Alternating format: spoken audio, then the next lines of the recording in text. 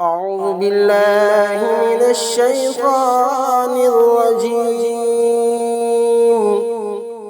سورة البقرة مدنية پارٹ نمبر 6 آیات نمبر 26 سے 30 کی تلاوت ہم سنتے ہیں. بسم اللہ الرحمن الرحیم.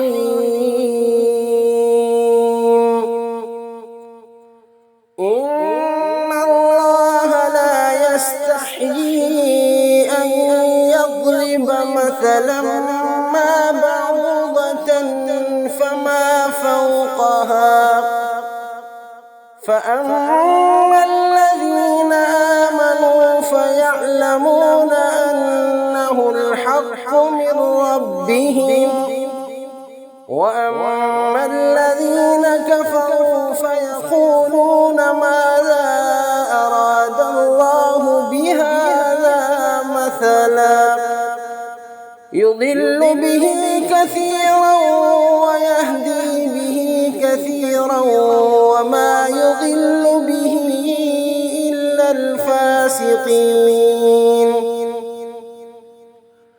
الذين ينقضون عهد الله من بعد ميثاقه ويقطعون ما أمر الله به أن يوصل ويفسدون في الأرض أولئك هم الخاسرون.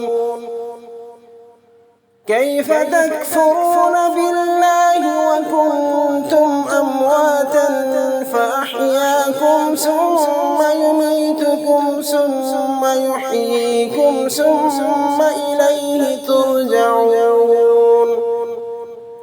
هو الذي خلق لكم ما في الأرض جميعا ثم استوى إلى السماء فسواهن 7 سماوات وهو بكل شيء عليم. وإذ قال ربك للملائكة إني جاعل في الأرض خليفة قالوا أتجعل فيها من يفسد فيها ويسفك الدماء ونحن نسبح بحمدك ونقدس لك قال إني أعلم ما لا تعلمون. صدق الله